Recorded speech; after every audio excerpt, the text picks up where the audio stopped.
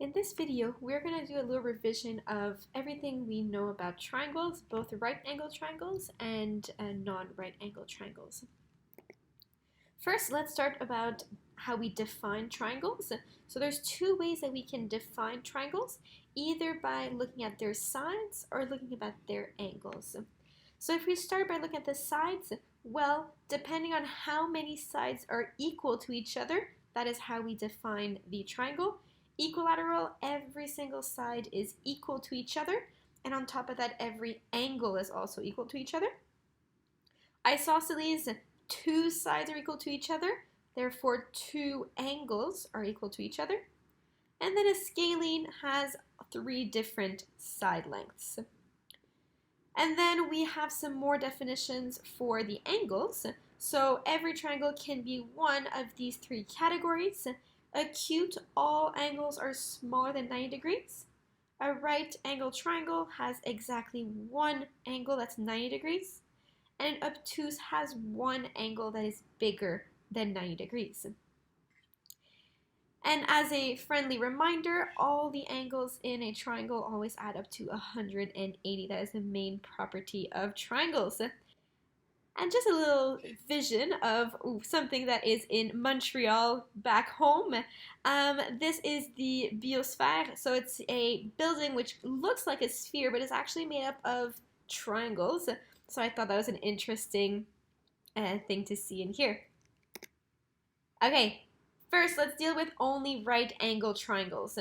With a right angle triangle, we can have a relationship between the three sides, which is the Pythagoras theorem, and it states that when you square the hypotenuse, it's equal to the square of the sum of the two other sides.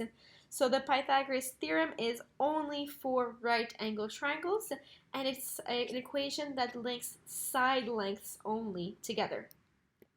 When you're dealing with right angle triangles and you want to now deal with the angle to side relationships, well, we can use our trig ratios. SOHCAHTOA is just an acronym to remember what the ratios are. Sine of an angle is equal to its opposite over the hypotenuse. Cosine, the adjacent over the hypotenuse, and tangent of our angle is opposite over adjacent.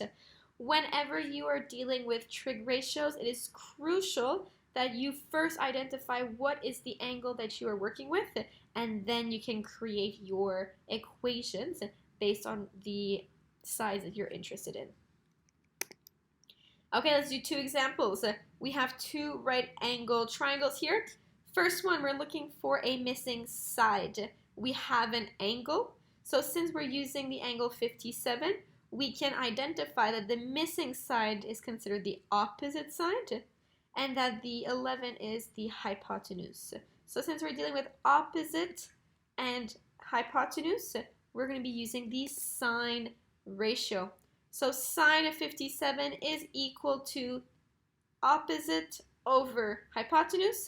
And then with the AI course, we put that into our calculator as nsolve, and we can get the missing side length.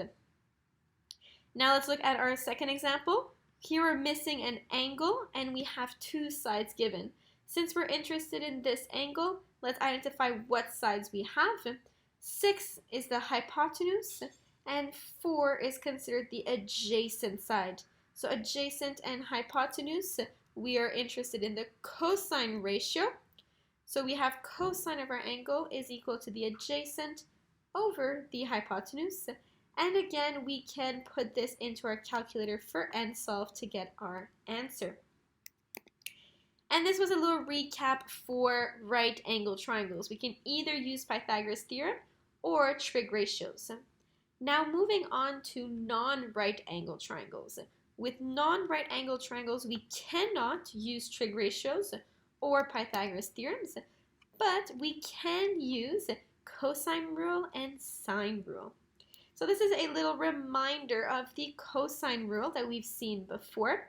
In your formula booklet, they give you the cosine rule in two forms, but these two are the exact same equation, just reorganized a little bit differently. So both given to you in the formula booklet. The first one where c squared is isolated, that is when we are looking for the third side of a triangle, and we have the two other sides and the angle between them. Very important we realize it's the angle between the two sides that we need to use. The second equation is when you are given all three sides and you are looking for an angle. For this one, super important, if you're looking for an angle, for example, if we're looking for angle A on the bottom left-hand corner, then the side C must be labeled 5.9, and then A, B are going to be the either side of that angle.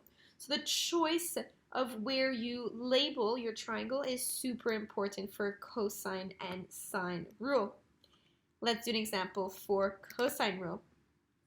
If we have this example here where we are looking for side H, well, if we're looking for side H, then I can label this the C. I'm looking for the C.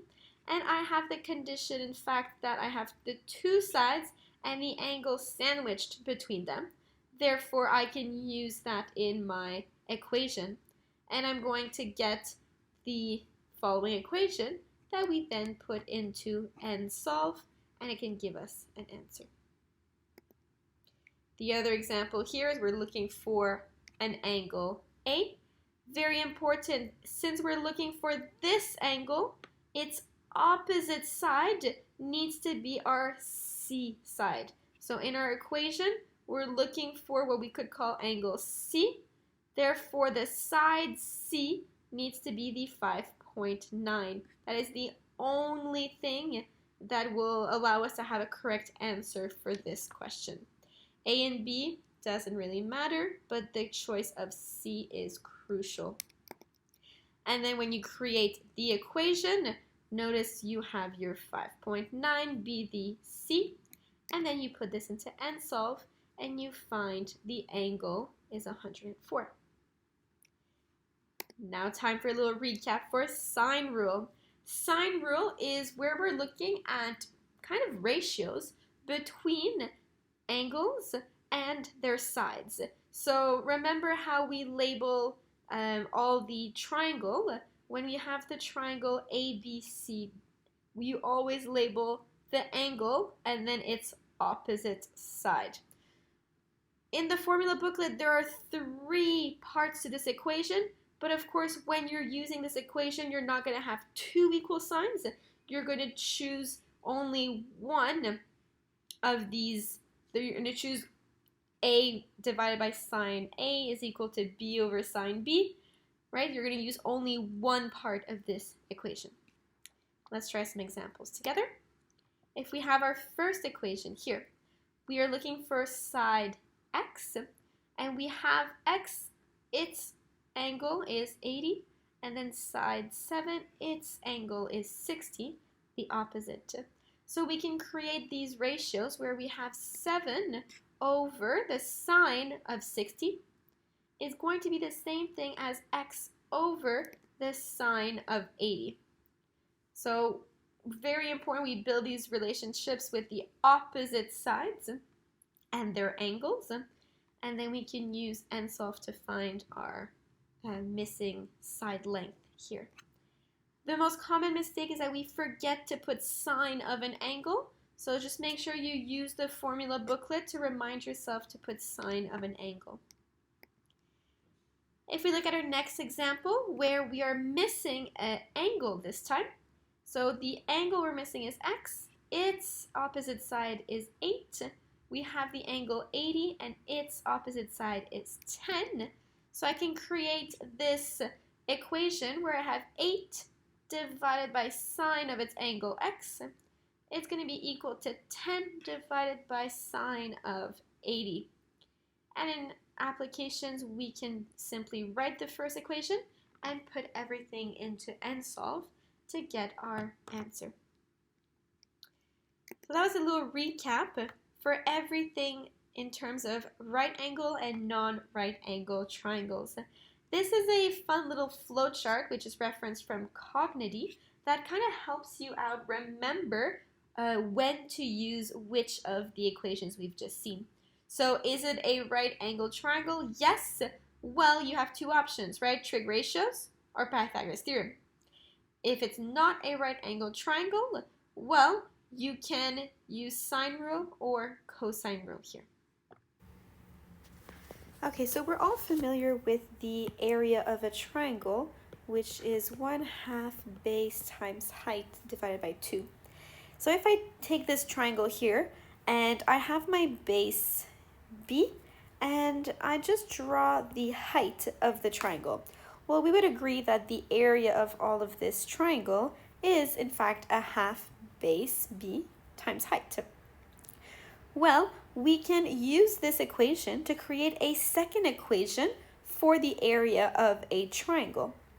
Let me describe H in terms of the angle C here. Well, using this right angle triangle, I can state that sine of the angle C is equal to the opposite, which is the hypotenuse, the opposite, which is H, and the hypotenuse, which is A. Rearranging this equation, I can say that A times sine of C is equal to H.